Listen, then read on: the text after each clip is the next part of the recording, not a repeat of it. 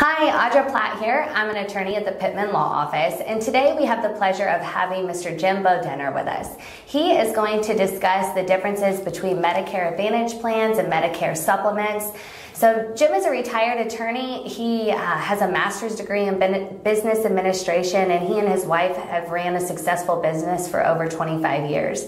They have retired here in the Villages, and even though Jim is retired, he spends a lot of his time educating folks in his community. He is a volunteer president for the National Retirees Legislative Network. That is an organization that is a nonprofit, nonpartisan organization that deals and helps retirees, advocate for retirees in Washington and the surrounding communities, locally and nationally. Jim is also a board of director on the Langley Health Institute in Sumterville, and they deal with medical, dental, and behavioral medicine. So, Jim, take it away. Thank you, Audra. Yes, as Audra said, I serve in a volunteer capacity as the president of the Villages chapter of the National Retiree Legislative Network. We advocate for issues. There is a national staff of the NRLN that lobbies in Washington, D.C. regarding issues that impact retirees. But some of the issues that are very close to me deal with Medicare, and I do a lot of conversation, a lot of discussion, a lot of volunteer work, educating people on the difference between Medicare supplements and Medicare Advantage plans. And I'd like to take the next just a few minutes to try to explain to you the difference between the two, but to encourage you, before you make that critical decision, educate yourself on what the differences are so that when you talk to an insurance agent, you have the information that you need. One of the things that lines that I would always use is the election that you make for a Medicare supplement at age 65 is a financial planning and estate planning decision. And estate planning lawyers always look at me really strange, like, what are you talking about? But then I go on to say, if financial planning has something to do with cash flow, and estate planning has something to do with getting money from one generation to another, then the decision that you make when you select your Medicare coverage is a financial planning and estate planning decision. Let me elaborate. When you turn 65, you've got two choices. First of all, at age 65, everyone who has a work history is going to be eligible for Medicare Part A. Part A covers inpatient hospitalization, those types of expenses. And Medicare Part B covers doctor's visits, outpatient expenses. Everyone will pay for Medicare Part B. The current cost for Medicare Part B is $175 a month. And it typically comes right out of your Social Security. Everybody pays for it. But if all you had was Medicare Part A and Part B, you would subject yourself to significant copays and deductibles. So what people do is they either fill those gaps by acquiring a Medicare Advantage plan, or they fill the gaps by acquiring a Medicare supplement and a separate drug card. Let me explain the difference between the two. Regardless of the way that you fill those gaps between Part A and Part B, you need to ask three very important questions. Question number one, what's the monthly premium for the supplement that you're looking at? Question number two, what are the maximum copays and deductibles that you could incur in any one year? And question number three, and in my opinion the most important question, what are the rules on the use of hospitals and doctors?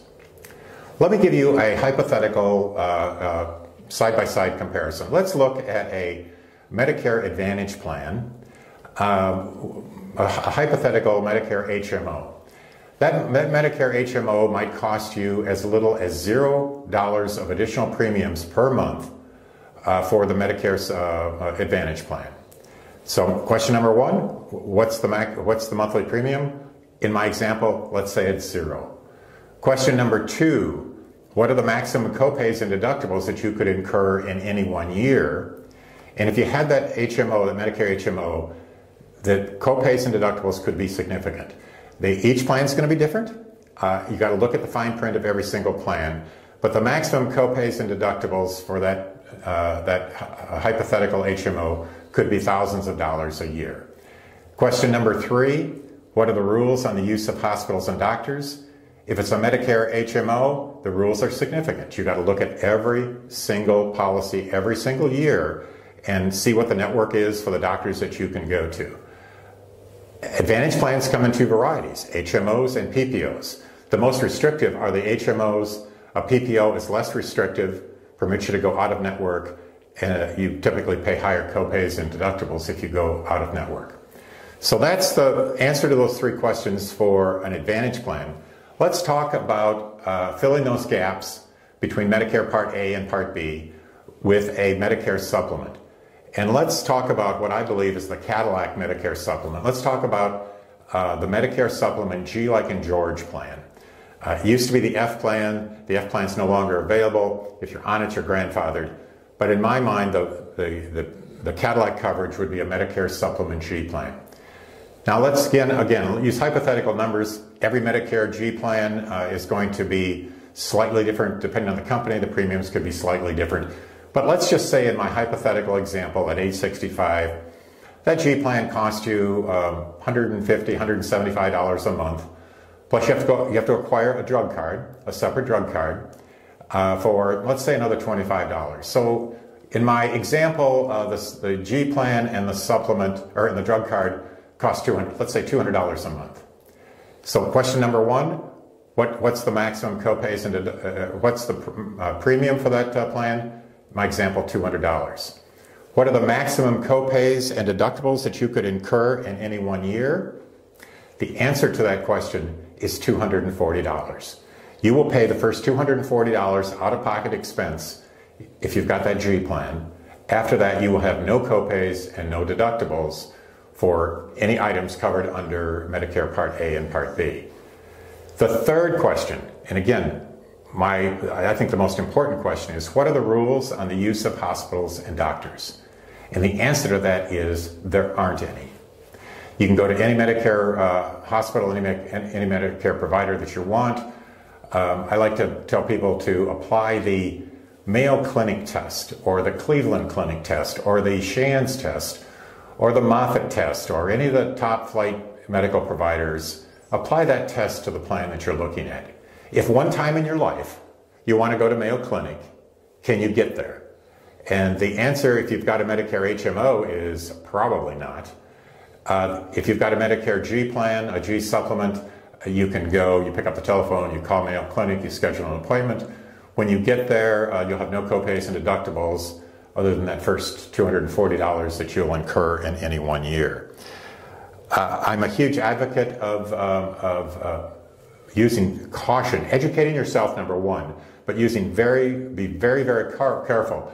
Don't buy your Medicare supplement based on a celebrity telling you something on television, and certainly don't make that decision based on a free health club membership. Make that decision after you understand clearly the difference between a Medicare supplement and an Advantage plan. Let me just make one quick point on something that most people don't understand. I'm often told, well, I'll get that zero premium Medicare HMO. I'm healthy. Down the road, if I get sick, I'll simply switch to the Cadillac Medicare Supplement G plan. I'll be able to go anywhere I want and get coverage from anybody that I want. There's a problem with that. Once you make your decision at age 65 on which pathway to go down, whether it's the Advantage track or the supplement track, once you make that decision, after a 1 year window closes, you have made an irrevocable decision. If you're in an Advantage plan, you cannot, as a matter of right, switch during open enrollment from that Advantage plan to a Medicare supplement. There's exceptions to the rules. I talk to a lot of people and guide them through the exceptions to the rules. But the general rule is it's an irrevocable decision after 1 year.